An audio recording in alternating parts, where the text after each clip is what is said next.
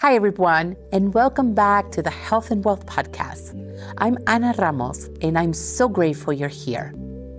As we close out this year, I've been thinking a lot about the quiet moments that shape us, the ones that reminds us to pause, to breathe, and to come back home to ourselves. In a world that moves so quickly, the breath is one of the few things that is always with us, a constant invitation back into presence, safety, and flow. And that is what today's conversation is about. I'm joined by someone whose work inspires me deeply, Jennifer Furter, the founder of Breathing Room, whose approach to breathwork is as grounding as it is expansive. Jennifer has a gift for helping people reconnect to the wisdom already living inside of them. Her work shows us that breath is not just a physiological act, it is an energetic reset, a doorway into creativity, clarity, and gratitude. So, take a deep breath, a slow breath, settle into your body, and let's begin.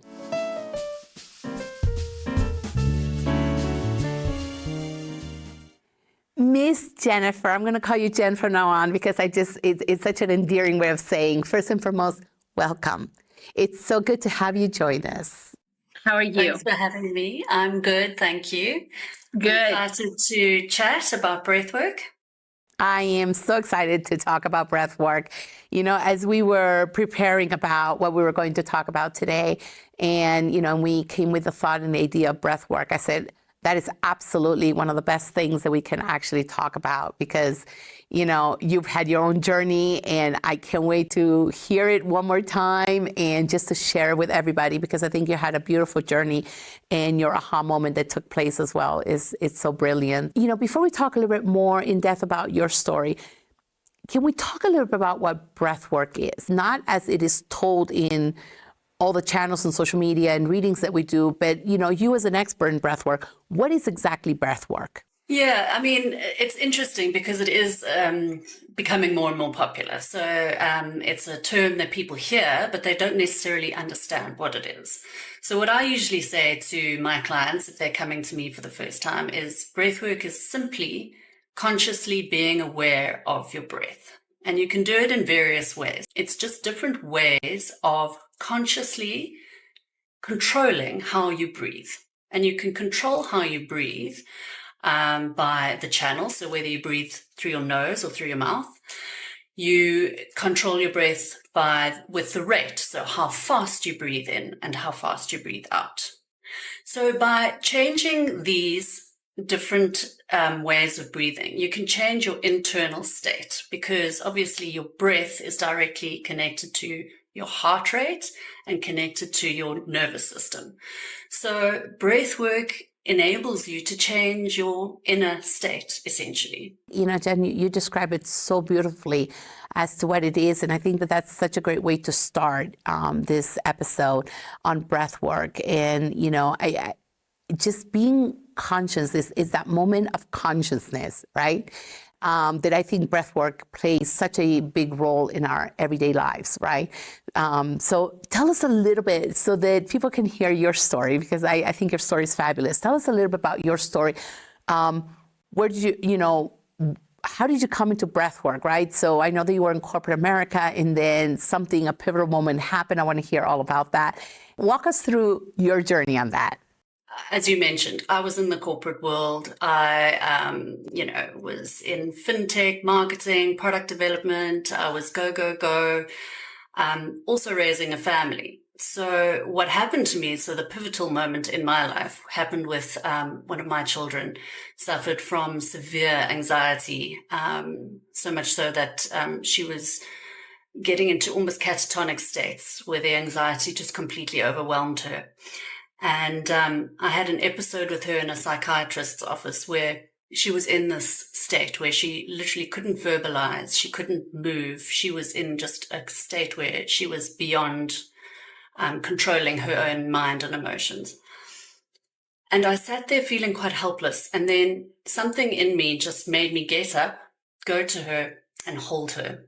And when I held her, I just started intuitively breathing slowly.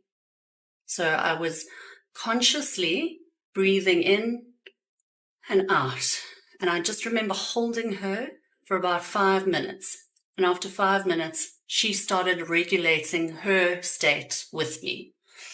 And what was quite interesting for me, and the more I think about it afterwards, the more it resonates, the psychiatrist said to me, "That's the best thing that you could have done." And I found that quite interesting. Here I was in a doctor's office where she couldn't help, but I could. And I could help by breathing. And I was like, oh, well, why am I paying you all this money? But that was the first instance I had with breathing being able to change an emotional state. That's unbelievable. Obviously we could say it's a mother's instinct, right? A mother's instinct obviously knows what the child needs intuitively, right? Not sometimes not consciously, but intuitively. And I think it was so beautiful that you just that hug, that simple motion of a hug, right? And in how by you breathing, she started to mimic your rhythm. Talk us a little bit through that. Like, is it essential for you to be there, for you to be able to mimic other people as you're starting your journey into it? Or tell me a little bit more about that. So I think physical presence helps. It helps with everything. We're humans. We need to be connected. And when we're in physical form, it's obviously easier energetically to connect. Look at us now chatting over a Zoom call. We're connecting and we're still getting the same kind of connection. So yes, physical presence is great. And often when you're doing an in-person breathwork session, people do become coherent in their breathing more naturally when they are in the same room. However, there's nothing wrong with being on an online environment where you are all breathing to the same rhythm. So, for example, when we do online breathwork sessions, we breathe to the rhythm in the music and we get the same coherence. So, yes, obviously, in person is always 100%, but online you still get a connection and you can still get that coherence. That's beautiful. So let's talk a little bit more about what breath actually unlocks. So we talked about breath being the act of consciousness, basically, is us coming into conscience to our breath, right? And in just calming that particular breath or speeding it up, right? Sometimes we need to speed it up. Sometimes we need to calm it down, depending on what the situation is that it needs to call for. Talk us a little bit more about what this unlocks in our nervous system, right? So you talked about you hugging your daughter and taking that breath and her mimicking your breath, right? But what actually happened in her internal system is, I think it's something that we should actually talk about and unlock. Talk to us about what happened internally to her that allow her to come from a state of anxiety into a state of calmness. Okay, so let's take a step back first. So most people every day for most of their lives will just breathe automatically, but it's the one system that we can control. So if we think about our digestive system, we can't control our digestive system. We can't control our circulatory system, but we can control how we breathe. So when we breathe in oxygen. Oxygen goes in through our trachea, out down into our lungs. Now, breathing in actually stimulates a system called the sympathetic nervous system. The sympathetic nervous system is what drives our fight and flight response. So it gets us into action. When we exhale, it stimulates the parasympathetic nervous system. So that's the rest and digest. So by slowing down our breathing, we are directly influencing our nervous system. And before our session, when we were doing a little breathing exercise, you and I said the important thing to remember when you are trying to calm down is to actually focus on your exhale. So when you extend your exhale, you are targeting your parasympathetic nervous system, which, if you remember, is the rest and digest. So it calms you down. So when we inhale for 2, exhale for 4, we're extending that exhale, and therefore we're stimulating the parasympathetic nervous system. So if you think about when I was hugging my daughter, I was slowing my breathing down. And when you slow your breathing down, you also get your state, your internal state into a coherent state. So where you have erratic breathing, your emotions feel erratic as well. So if you think about when you're stressed, your breathing is naturally shallower, and that's equating to what you're feeling emotionally. So when you breathe deeper and more rhythmically, you're getting your state into more of a coherent state. And so your emotions also go into a coherent state and you feel calmer. I love that, Jen. And you know why? Because the reason we're actually talking about breath work, because yes, it is essential to wellness, right? But obviously we are talking about wellness, and it's exactly what you were saying. Is it so many times I like to look at people's body language as I'm working with them, right? And so whether it's online or in person, I look at their body language. I look at what their body is telling me without them telling me. And so when I notice that they're starting to, whether a question comes up or, about money, or a question comes up about family or family traditions with money or the relationship we have, I take a look a lot at how their body reacts to that. And if I see a level of anxiety start to rise, I immediately lower my voice a little bit and I take pause and I actually say, let's take a breath. Right? Or if they get emotional, I say, let's take a breath. Recently, I was actually working with a client and something took place that they were so anxious that I actually said to them, I said, let's pull the car to the side in a safe place. Let's take breath, right? And let's just breathe until we can calm our nervous system down. Because I think that when we're doing decisions and obviously we can talk about any type of decisions, but obviously I talk about money.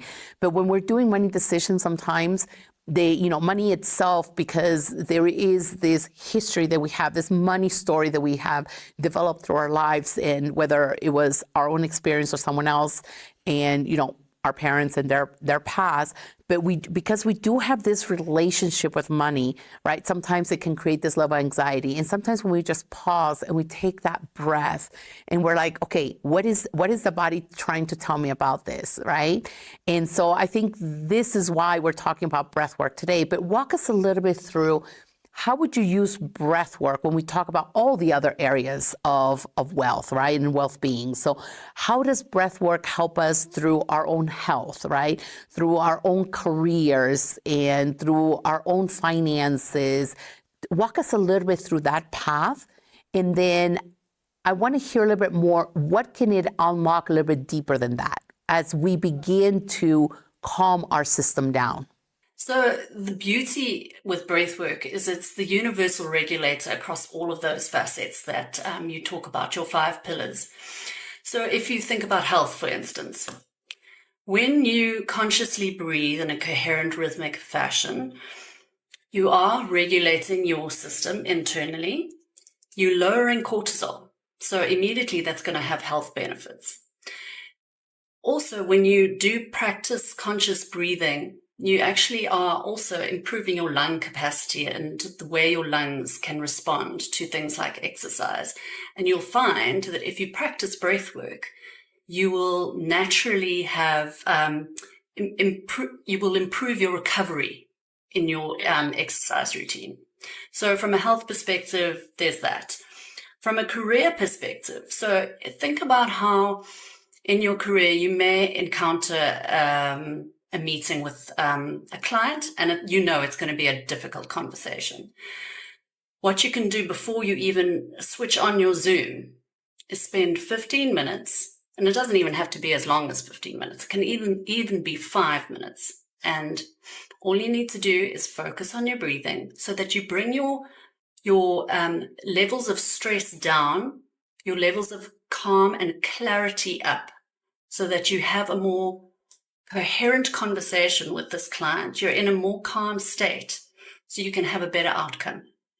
If we think about finance, as you said so beautifully now, Anna, somebody has a difficult relationship with money, be it because of the way their parents taught them, their grandparents, being able to emotionally regulate when you make decisions in terms of money can only be beneficial. So coming to a state of calm and clarity rather than emotion and stress will lead to better financial decisions. And that links up again with our relationships. So with our relationships, I've got 2 teenage daughters, and more than once a day, we have to have a conversation, and it can get very heated. So I make sure that we both breathe. So if we're starting to get heated, I'm like, okay, let's just take a deep breath and focus on what we're really trying to say to each other. So from a relationship point of view, breathing together actually does enhance all difficult conversations you might have with in your relationships. And then finally, with personal growth, personally, I have struggled always with things like meditation. I was telling you earlier, my mind just doesn't ever want to shut down. But I find breath work is very helpful for me to just calm down so that I can reflect better. So with as far as I try and grow myself, it's self-reflection, knowing yourself, and knowing the good and the bad about yourself. And to do that, you need to be in a calm, non-emotional state as well. And so I think that breath work also helps with emotional resilience as well. That's the beauty of breath. I think that's beautiful. And, you know, one of the things in my own personal journey, right, that as I began to incorporate breath work,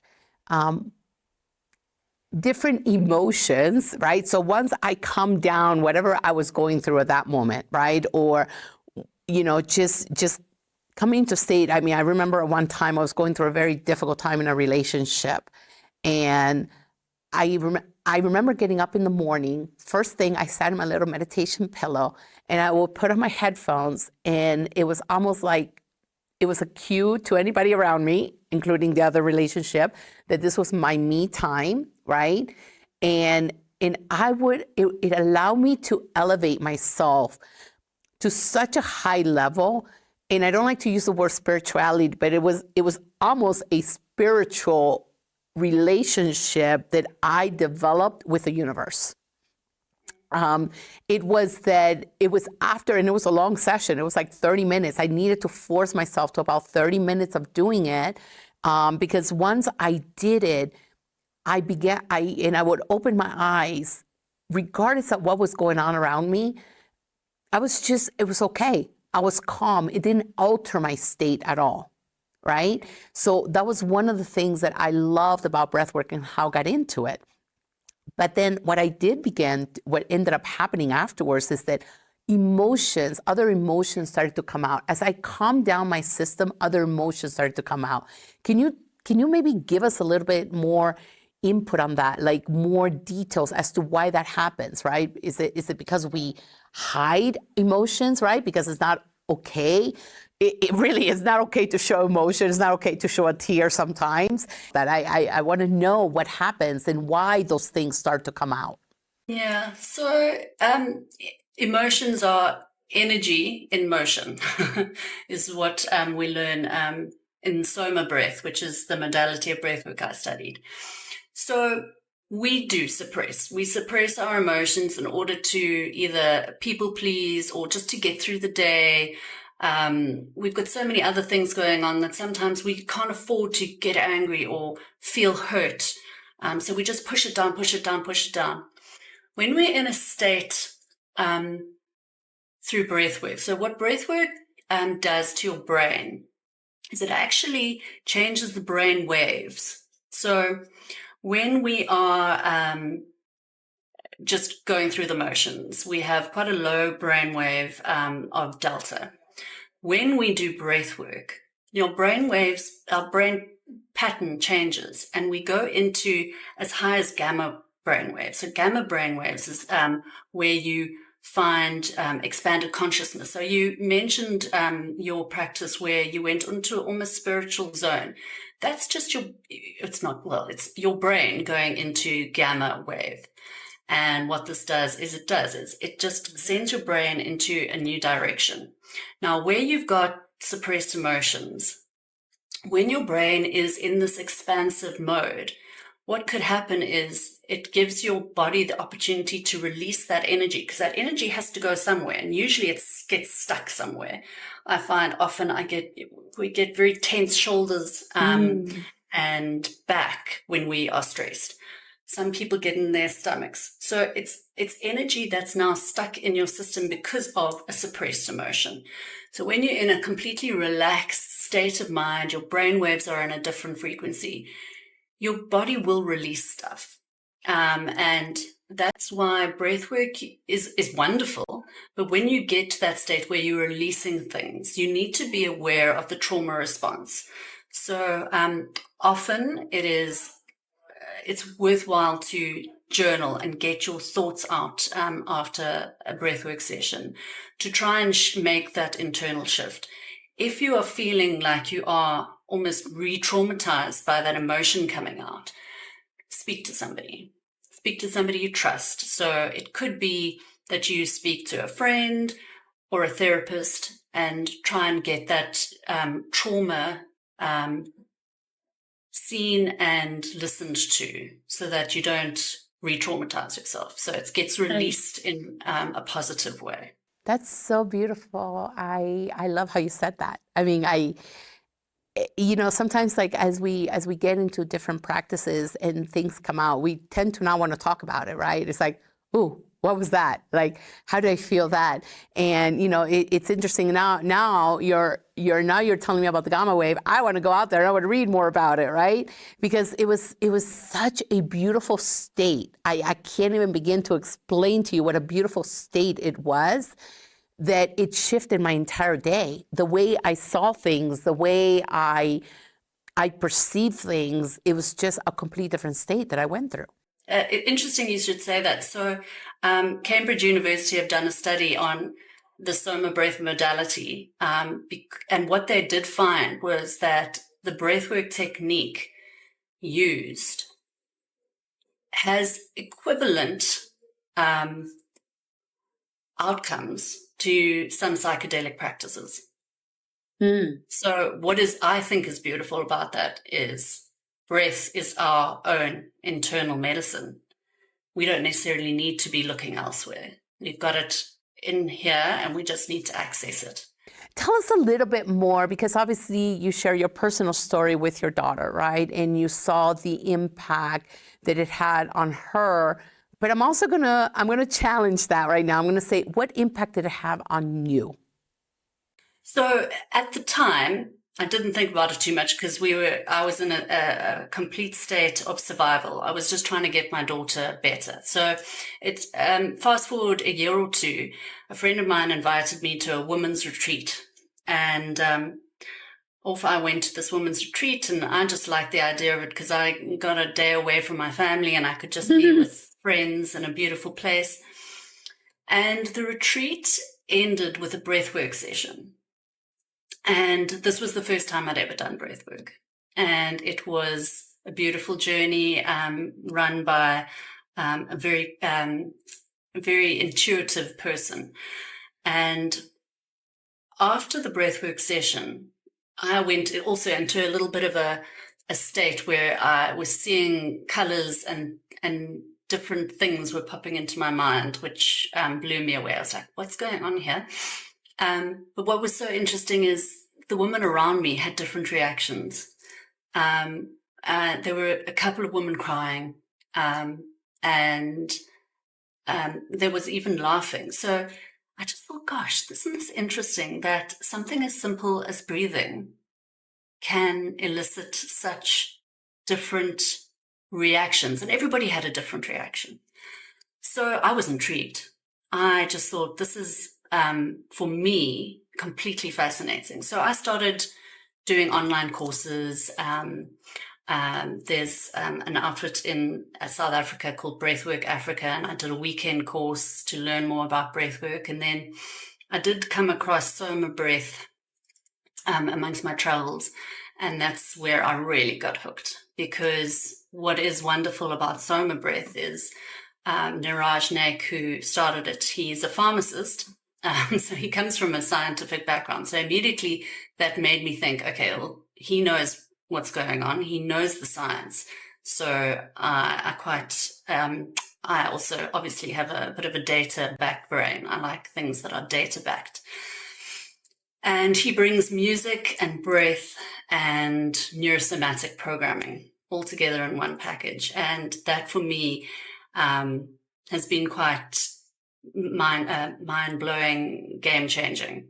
And when I go onto some of the SOMA breath online sessions, there was one woman who afterwards was also near to tears. And she said, I've been struggling with back pain for the last 10 years. And no medication, no other treatments have given me the pain release that the last hour of breathwork has given me. Wow. Now, isn't that completely amazing? It's mind-blowing. It's mind-blowing. And, I have a niece who's 15 going on 16, and I could almost say 32. But one of the things that I've lived through with her is the level of stress. And sometimes when we equate us as adults saying, oh, the kids today, it's like, I don't understand why this epidemic of anxiety and, everything's anxiety or ADHD or everything. It's almost like we have to put a title as an excuse for how we feel. Your own daughter went through this, right? So as adults, what is a little biohack that we can do in any moment in our lives? And then I want you to kind of think about your daughter and the things that she has gone through. And what are some of the biohacks, somebody young can do? So I think as a starter for anyone watching, to wake up in the morning and before you even get out of bed is to be aware of your breath. So to consciously breathe and breathe in a rhythm. So I would breathe in for a count of 4 and out for a count of 4. And you can do that for 2 minutes. Just to settle the brain, get yourself ready for the day. And if you can remember to do that midday and last thing at night. As soon as you start coherently breathing, you get a beautiful equilibrium within your system. And the more you can do that, the better. So that is a very easy one that anybody can do. When it comes to teenagers, I think a really good one when they are feeling stressed. So before they're about to write a test, I give them the tip of focusing on the exhale. So breathing in and then breathing out. And you can even purse your lips so you really draw the breath out. And just one more, because this was relevant to my daughter. So I like this. I like us giving lots of little biohacks. You're in an exam, or if you get a really awful email, if you're an adult, and you just feel the stress suddenly burst. There's a breath technique called the physiological sigh. And what you do is you breathe in twice, and then you exhale with the long exhale. So it's...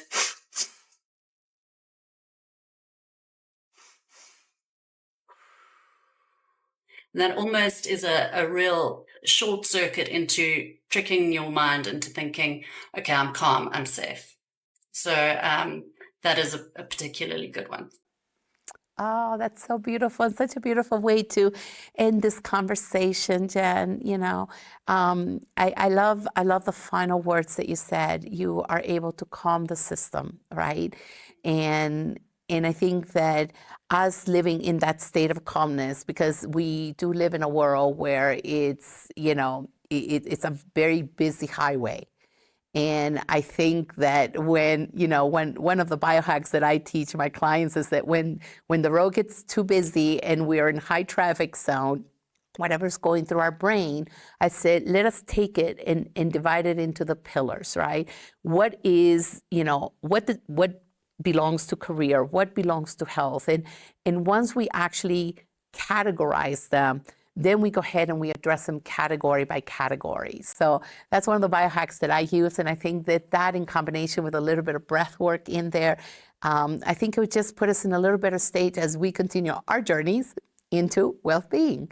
So Jen, thank you so much for joining us. I also know that you did a little bonus for for the listeners. So we're going to be putting that up also on, online. And the bonus is actually how to do breath work for all of the different pillars. If I said that correctly, or do you want to add anything on that as well? Yeah, they're just quick resets that anyone can listen to when, as you say, when you've compartmentalized in your mind, what is the stressor? So the stressor is relationships. We've got a little YouTube short just to do a little reset in terms of how you think about your relationships. So it's using breath and a short little meditation just to correct the way you are thinking about a situation. Oh my gosh, Jen, thank you so much again for joining us. I know that you're in South Africa. I'm here in Mexico City. Isn't technology absolutely amazing? And, I can't wait to have you again so we can even explore this deeper. I think we just began at a very shallow level as to, what breath work is and the role that it plays in us and what are the things that it can awaken also. So thank you so much. Have a beautiful time. Say hello to your daughter, and I'll definitely say hi to my niece. Thank you so much. Thank you. Thank you. As we close today, I'm reminded of something Jennifer said, that the breath is both an anchor and an opening. It grounds us in this moment, and at the same time, it expands our capacity for gratitude, clarity, and possibility. When our nervous system softens, so does our relationship with life. Decisions become clearer, relationships deepen, money feels less like pressure and more like energy and motion. And we begin to move through our days with a sense of harmony we can feel in our whole bodies. I hope today's conversation invites you to take even one conscious breath, a breath that brings you back to yourself.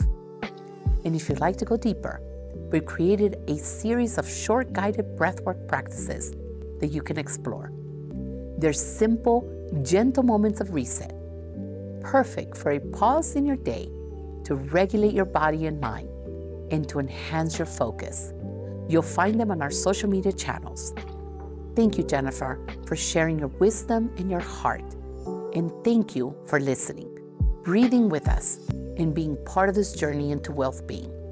Until next time, take a breath, honor your flow, and remember, well-being begins when you come back to you.